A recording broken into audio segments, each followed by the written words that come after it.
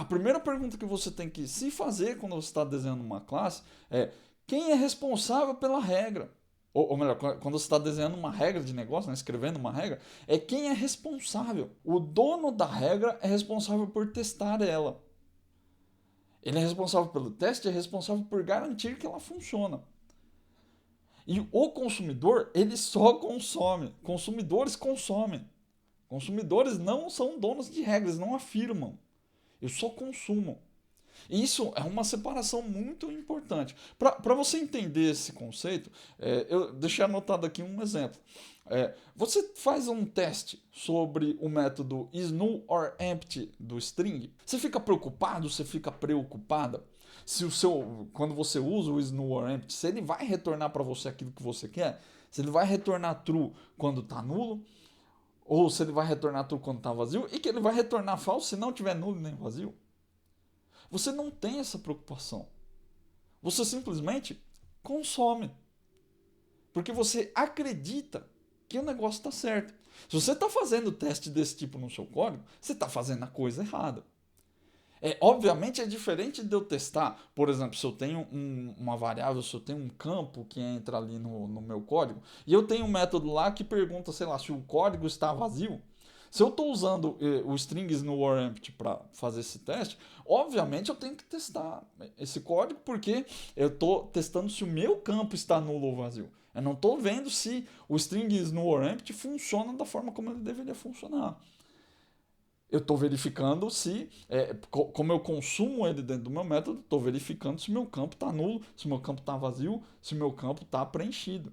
É isso que eu estou testando. O foco do teste não é o is null or empty, o foco do teste é o meu código. Então tem uma diferença aí antes que você comece a enfiar minhoca aí na sua cabeça. Então você tem que testar o seu método. Né? Se o seu método consome is null or empty, você vai testar. Agora o próprio is null or empty você não testa.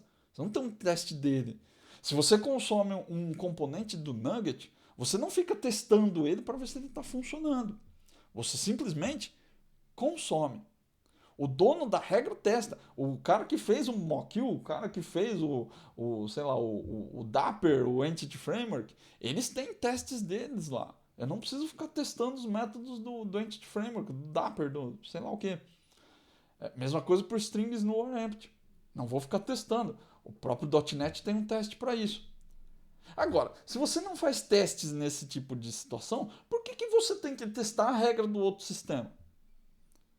E isso acontece geralmente porque muitas vezes a gente mexe no outro sistema também.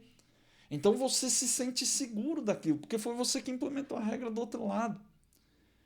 Mas se você optou por distribuir as coisas, se você optou por separar em sistemas diferentes, você tem que encarar ele como sistemas diferentes de fato. Então a forma de ver aquilo é a mesma do componente do Nugget e do componente do teste do método is null or empty. É a mesma coisa, o conceito é o mesmo. Bota isso na sua cabeça. Isso é muito importante para você conseguir entender como modelar as coisas. E de novo, não é que você não pode fazer, você pode. É só que quando você faz, você está assumindo riscos. E às vezes você não tem ideia de que isso acontece. Esse é o grande problema, eu acho, né? Quando a gente não sabe.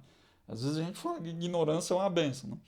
Nesse caso não é, você está fazendo uma coisa errada que gera consequências para você e às vezes você nem sabe, você nem faz ideia de que está errado.